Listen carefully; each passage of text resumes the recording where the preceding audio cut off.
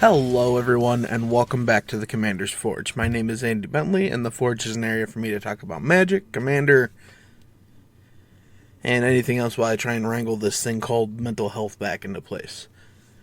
Now, I do apologize about last week, but I felt like death, and there was no way I could sit down and record. My voice is still kind of recovering, but I'm back this week. Now, something I didn't get to talk about because I didn't record last week was I did make it out to one pre-release for Lost Caverns of Ixalan, and I had a wonderful time. It's a great limited set, and that's about all I'm going to say about it. Now, the thing I do want to talk about is we finally got my play group together, and we are doing our league again. I don't know if I can call it a yearly league, but we each sat down with a box of draft boosters, opened them, figured out what legendaries we had to work with, and then we're going from there.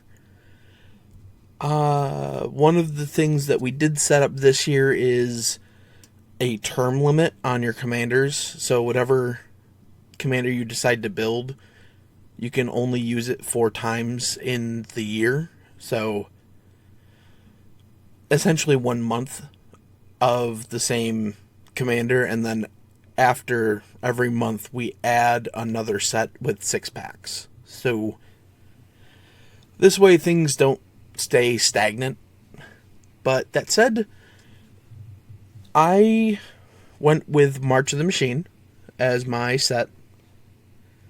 And looking at what I had, I didn't immediately want to go 3 or 5 colors, because that can be hard to support. So I ended up pulling a Kroxa Titan of Death's Hunger. It's red and black for a 6/6 Elder Giant. When it enters the battlefield, sacrifice it unless it escaped. I still can't speak. But whenever Kroxa enters the battlefield or attacks, each opponent discards a card, and then each opponent who didn't discard a non-land card this way loses 3 life. And it has escape for black, black, red, red, and exile 5 other cards from your graveyard. So I have the shell of this deck already put together. It's a bunch of creatures that want to sacrifice creatures and artifacts. It's a bunch of removal spells, so I can fill my graveyard with stuff. And we'll talk about it more after we decide when we're going to play the games. Typically, just based on how our schedules work, we try and do 2 games a weekend. That way we're not playing every weekend, because that can be rough to get everybody together. And we have a point system that we're probably going to have to revamp from last year. So we'll see. And yeah, that's about all I want to talk about that. So without too much more, we're going to take a quick little break, and then we're going to talk about some dinosaurs. So I'll be right back. Hey, I just want to take a minute to tell you about my Patreon. I know times are hard for everybody, and I know it isn't easy to shuffle around bills and stuff. Believe me, I know that. But if you would like to help support the podcast and me, you can find the links to my Patreon in my link tree, which is always put into the description of either the video or the audio, wherever you're listening to it. It would really mean the world to me. Honestly, I'm just struggling to make ends meet most weeks. But that's it.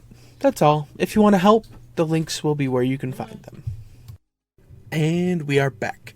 Now, a long time ago, a few years ago, when the original Ixalan came out, I tried to build dinosaurs 3 different ways. The first thing I tried to do was with Zakama, Primal Calamity, which is 6 and then Naya, so red, green, white. It's a 9/9 Elder Dinosaur. It has Vigilance, Reach, Trample. When it enters the battlefield, if you cast it, you untap all lands you control. And then it has 3 activated abilities.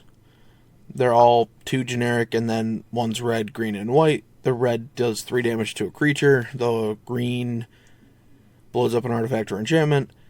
And the white gains you 3 life. The problem I ran into with trying to build this as that dinosaur deck is this wants you to be more of a Naya lands deck. And so that kind of fell apart relatively quickly. And then was replaced with Gishath, Sun's Avatar, which is 5 and then Naya. For a 7/6 dinosaur avatar, it has Trample, Vigilance, and Haste, and whenever Gishath deals combat damage to a player, reveal that many cards from the top of your library. Put any number of dinosaur creature cards among them onto the battlefield, and the rest on the bottom of your library in a random order.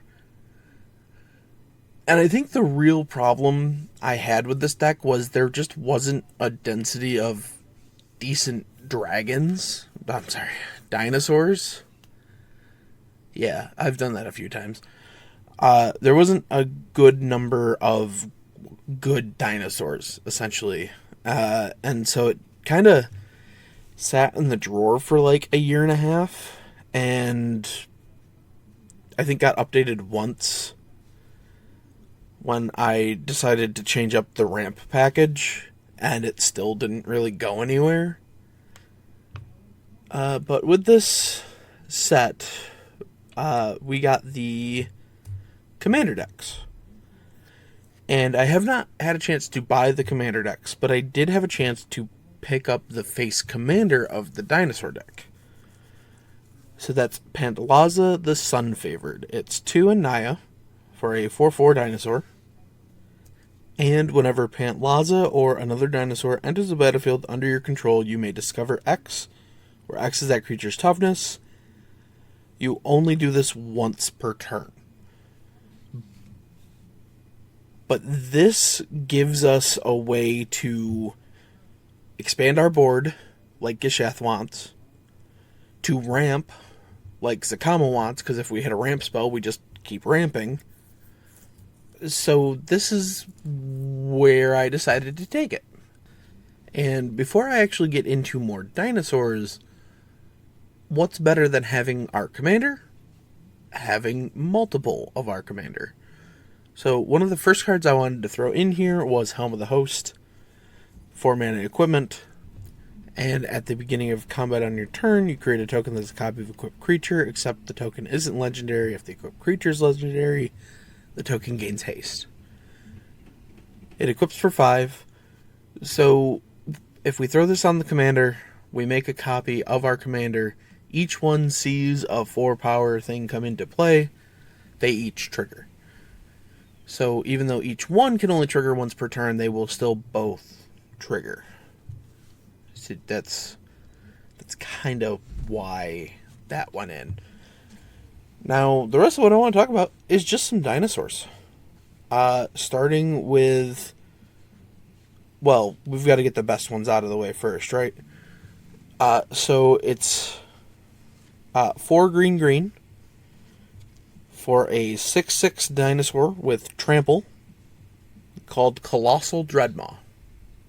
It's just the best of us. And we follow that up with another dinosaur that's 4 green and a 6/6 with trample dinosaur. But this one, when it enters the battlefield, draws you a card for each other dinosaur you control, and that's the Earth Shaker Dreadmaw. So, yeah, for the most part, these are just bread and butter cards. Given the number of them that have trample, the Quartzwood Crasher was a definite include here. It's 2 red, green for a 6/6 dinosaur beast with trample. And then whenever one or more creatures you control with trample deal combat damage to a player, create an XX green dinosaur beast creature token with trample. where X is the amount of damage those creatures dealt to that player. Yes, that is a lot to track, but it tracks it per player. So if you hit all three of your opponents with creatures with trample, you mark up how much trample damage hit them, and you make that many beasts. We can't talk about dinosaurs without talking about Galta. Which Galta? Both of them. We've got Galta Primal Hunger. It's 10 green for a 12/12 Elder Dinosaur with trample, and it costs X less to cast for X's total power among creatures you control. And then new Galta, which is Galta Stampede Tyrant, which is 5 green for a 12/12 Elder Dinosaur with trample.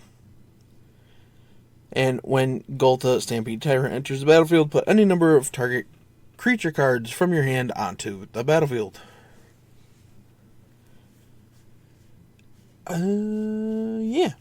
Next up we have Burning Sun's Avatar. It is 3 red for a 6/6 dinosaur avatar. When it enters the battlefield, it does 3 damage to target opponent and 3 damage to up to 1 target creature. It's just a big old dinosaur. Trumpeting Carnosaur is 4 red for a 7/6 dinosaur with trample. When it enters the battlefield, you discover 5. So I included this because it can kind of double up with what the commander's doing, because when this enters, you discover 5 and then also discover 6. But it also has 2 in red and discard this to do 3 damage to target creature or planeswalker. The smallest of the dinosaurs we have here is Itzquenith, firstborn of Gishath, which is a red and a green for a 2/3 dinosaur with haste. When it enters the battlefield, you may pay 2. When you do, target dinosaur you control deals damage equal to its power to another target creature. So, fun stuff. Wrathful Raptors is 4 in a red for a 5/5 dinosaur with trample. Whenever a dinosaur you control is dealt damage, it deals that much damage to any target that isn't a dinosaur. Polani's Hatcher. 3 red for... 3 red-green for a 5/3 dinosaur. Other dinosaurs you control have haste, and when it enters the battlefield, you create 2 0/1 green dinosaur egg creature tokens. And at the beginning of combat on your turn, if you control 1 or more eggs, sacrifice an egg, then create a 3/3 green dinosaur creature token.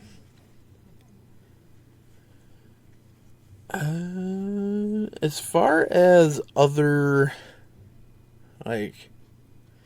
big things I wanted in here, because I don't necessarily want to spend all day just talking about dinosaurs.